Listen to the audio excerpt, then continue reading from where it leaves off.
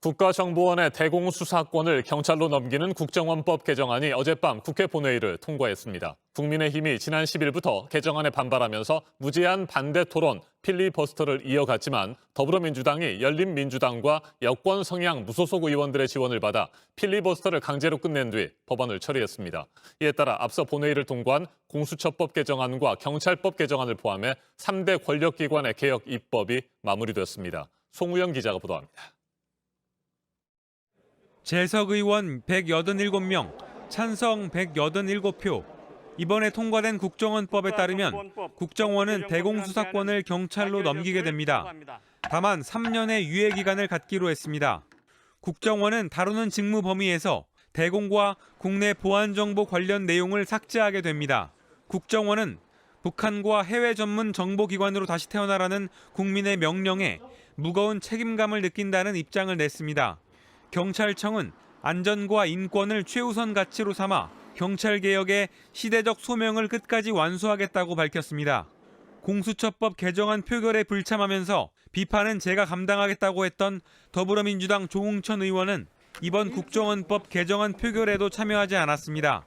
공수처법과 경찰법, 국정원법 개정안 표결에 모두 불참한 겁니다. 조 의원은 권력기관 간 견제와 균형이 중요한데 경찰 권한이 지나치게 비대해질 가능성이 있다고 밝혔습니다. 앞서 민주당은 국민의힘이 지난 10일부터 이어온 필리버스터도 종결시켰습니다.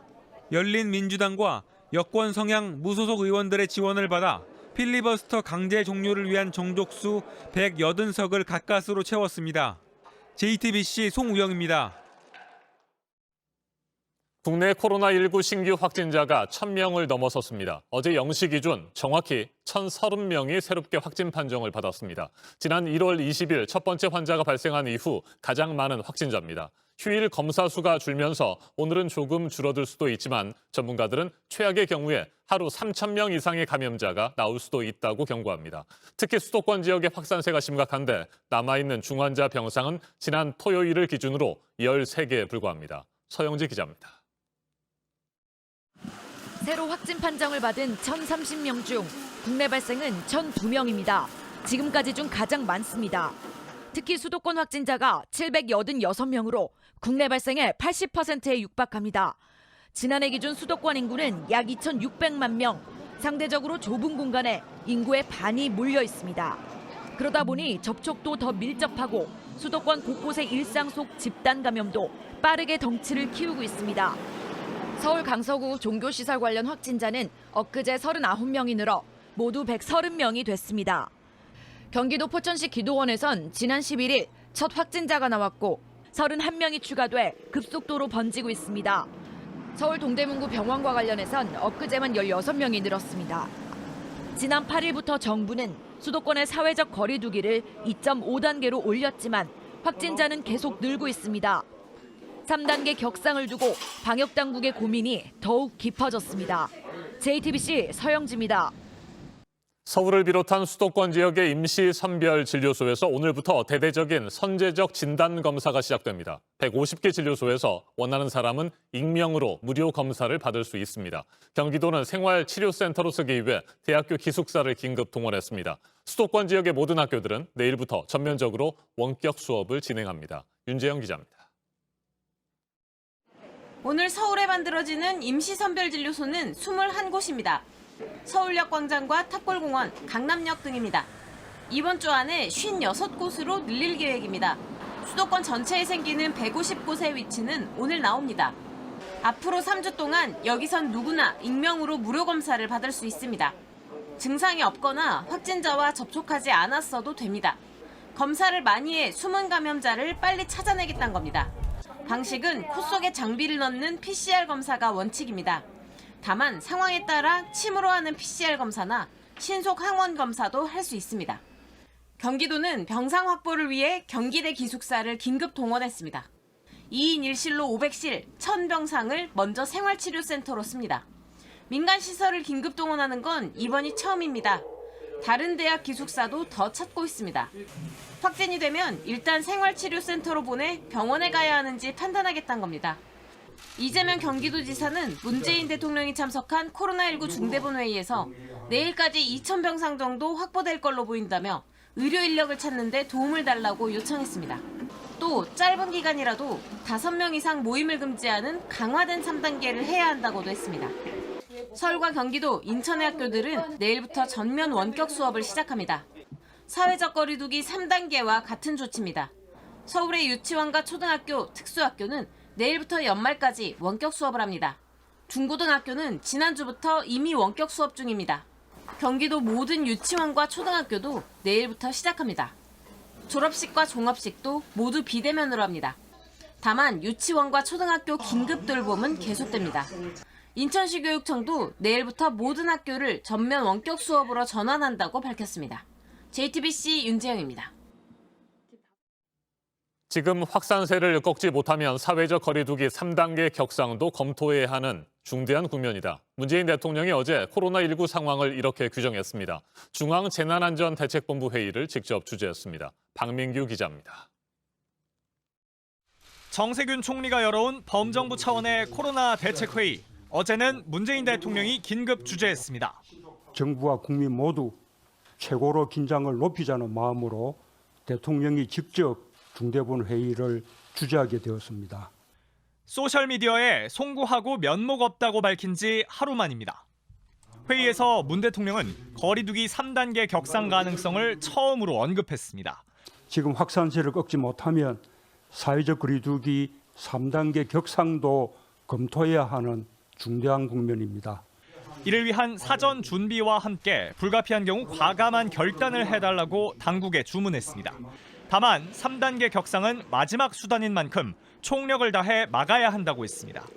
3단계 격상으로 겪게 될 고통과 피해는 상상하기조차 힘듭니다. 빠른 진단검사와 역학조사, 병상과 생활치료센터 확보도 문 대통령은 강조했습니다. 보건당국과 의료진의 헌신, 민간 영역의 협조에 감사를 표하기도 했습니다. 정부는 연말까지 수도권에 병상 10,000개를 추가 확보하고 중증 환자 전담 간호사에 하루 10만 원의 위험 수당을 주는 등 의료계 지원도 늘리겠다고 했습니다. JTBC 박민규입니다. 코로나 백신 접종을 위한 모든 심사 절차가 이제 끝난 미국입니다. 백신이 현재 전국 곳곳으로 운송이 되고 있고 의료인 등부터 접종이 시작이 되는데요. 내년 3월까지 1억 명의 미국인들이 백신을 맞으면 집단 면역은 6월에는 이루어지게 될 거라는 전망입니다. 워싱턴에서 김필규 특파원이 이 소식 전해왔습니다. 화이자와 바이오엔텍의 코로나19 백신이 특수 상자에 담깁니다. 영하 70도의 초저온 보관이 필요하기 때문에 드라이 아이스를 쏟아붓습니다. 포장을 마친 첫 백신이 차량으로 옮겨지자 직원들은 감격의 박수를 보냅니다. 특송 차량에 실려 미시간의 화이자 공장을 빠져나온 백신은 비행기로 옮겨져 전국으로 향했습니다. 혹시 모를 사태에 대비해 백신 상자에는 위치 추적 센서를 붙였고 호위 차량도 따라갑니다. 현지 시간으로 월요일에 도착하는 대로 의료진과 요양기관 거주자, 직원부터 접종을 시작합니다. 보건당국은 내년 1분기까지 1억 명의 미국인에게 접종할 계획이라고 밝혔습니다. We need to have immunized about 75 or 80% of the US population before herd immunity can really be established. We hope to reach that point between the month of May and the month of June. 지난 11일 기준 미국 내 코로나19 하루 사망자는 3,300명을 넘어 최고 기록을 갈아치웠습니다.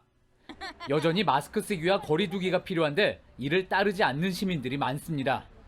I'm too concerned about the spreading of COVID-19. No, not outside in the fresh air. No, I'm not.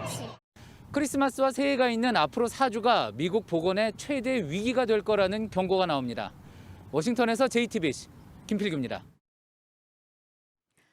3,000명도 넘는 확진자가 나오기도 한 일본은 이 숫자 그대로만 또 받아들일 수가 없는 게 요즘 병원이나 보건소에서 검사가 너무 몰려서 민간에서 운영하는 검사소에 가는 사람들이 많다고 합니다. 하지만 여기서 받는 검사는 정식 검사로 인정이 되지 않아서 양성이 나와도 스스로 신고를 하지 않으면 당국은 알 수가 없습니다. 이 소식은 도쿄에서 윤서령 특파원이 보도합니다. 민간 코로나19 검사센터입니다. 끊임없이 사람들이 들어가고 나옵니다. 2,900엔, 우리 돈으로 약 3만 원을 내면 누구라도 검사를 받을 수 있습니다. 이곳 신바시 지역은 직장인들이 많습니다. 점심시간을 이용해서 검사를 받으려는 사람들이 많이 있는데요. 지금 검사를 신청하더라도 내년 1월 5일 이후에나 검사를 받을 수 있습니다. 人数が増えてきているので、無症状でも自分がかかってるんじゃないかっていう心配もあるので。 도쿄역 근처의 또 다른 민간센터는 검사 예약이 몰리면서 문을 연 지 반나절 만에 접수를 중단했습니다. 일본에선 밀접 접촉자라 하더라도 열이 나는 증상 등이 없으면 보건소나 병원에서 검사를 받을 수 없습니다. 더구나 최근 하루 확진자가 3,000명 규모로 급증하면서 불안한 시민들이 자구책을 찾게 된 겁니다. 하지만 구멍이 있습니다. 검사 결과가 보건당국에 통보되지 않습니다. 양성 판정을 받아도 스스로 신고하지 않는 한 감염 사실을 숨길 수 있습니다. 게다가 민간 검사는 병원이나 보건소에서 이뤄지는 정식 검사와 똑같이 인정되지 않습니다.